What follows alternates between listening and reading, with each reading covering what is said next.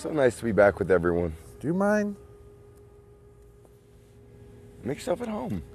Oh, thank you. This is one of my favorites. So we got Google it. This is my favorite game. I'm just chilling. Such a nice day here in Florida. Too. No, I don't shower, just spritz. Yeah. Would you like a spritz? Yes. You look a little hot over there. Oh, I just showered. I'm Tom. There you go. I know we're friends. We've been friends for so long. What will I do a lot of when I retire? A lot of pliability work still. That's for sure. Never have I ever gone to work hungover. Oh. Do I get 2 of those? I mean, God bless them. Yeah. I had some avocado tequila. You're going to be fiending for it still. That's true. I feel like I know you like the back of my hand. The trees are so green. Evergreen. The sky is so blue. Yeah. And I get to look at you. It's like a little mini paradise.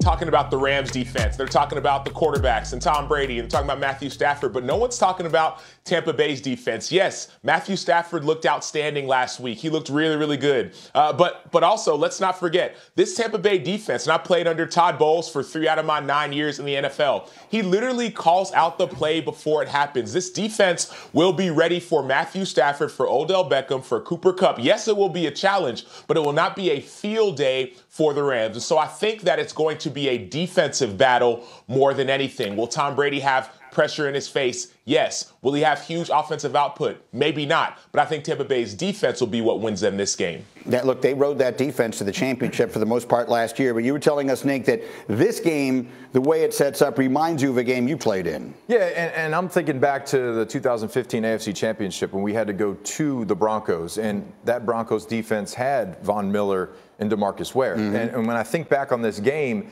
it was bad because we lost our starting tackle. We had some guys out from injury. They had a backup come in, and Tom Brady took 18 hits in this game, the most in his career. Mm-hmm. And really, if you think about the end of the season, and when you lose a game like this, the first thing you do, you jump on a plane, you go somewhere nice and warm. And I can think back to Tom after this game. He had to stick around a little bit and recover from this game when we played against Denver because he got hit so many times. So you look at the first matchup with the Rams, they got after him as well. So it has an eerie, similar feeling with the front pressure, getting after Tom, and not having your starters on the field, which is a big factor in protecting the quarterback. Remember the game well. The Broncos went out to win the Super Bowl 2 weeks later against Carolina. Sometimes, like Occam's razor really does hold, like the simplest things. Like the Rams are really good at rushing the passer. The Bucs have trouble on the offensive line. It really feels like that's the game. Can Tampa find a way to let Tom get it done?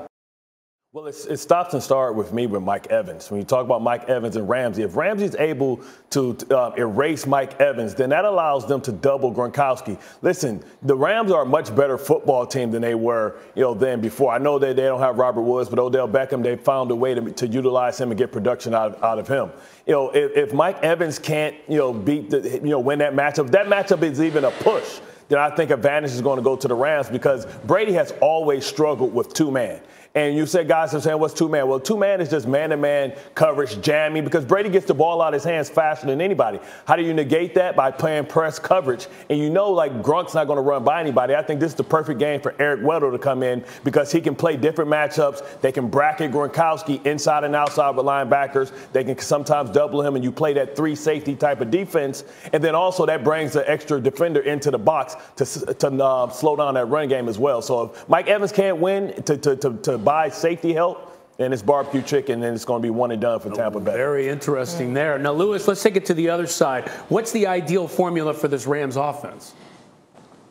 I think it's what you've seen really, Ryan, over the past 2 months. Ever since they got beat down in San Francisco on Monday Night Football, Sean has gotten Matthew Stafford under center a little bit more and really tried to reestablish their ability to run the football out of 12 personnel, 2 tight ends, 2 wide receivers, 1 back, and 11 personnel with 3 wides, 1 tight end, and 1 back, and utilize guys like Tyler Higbee and guys like Cooper Kupp in the run game as run blockers. And we have seen that Cooper Kupp is one of the best blocking wide receivers in the game right now, if not, that we have seen in the past 10, 15 years. He's a Hines Ward type of guy. Doesn't have that kind of explosion as a blocker, but this is a team that really runs the football well in their one-back sets. And Sony Michel and Cam Akers, look, you saw what Cam Akers looked like Monday night against Arizona. You saw how explosive this guy is. You saw what he can do to defensive backs when he gets them one-on-one in the open field. If they can play like that, Matthew under center, run the football, screen the football, play action shots, Cooper Kupp, Odell Beckham, Tyler Higbee, Van Jefferson. This team is tough to deal with, man, and they have found this rhythm and found this formula ever since San Francisco took them to the woodshed up there in Santa Clara on Monday night.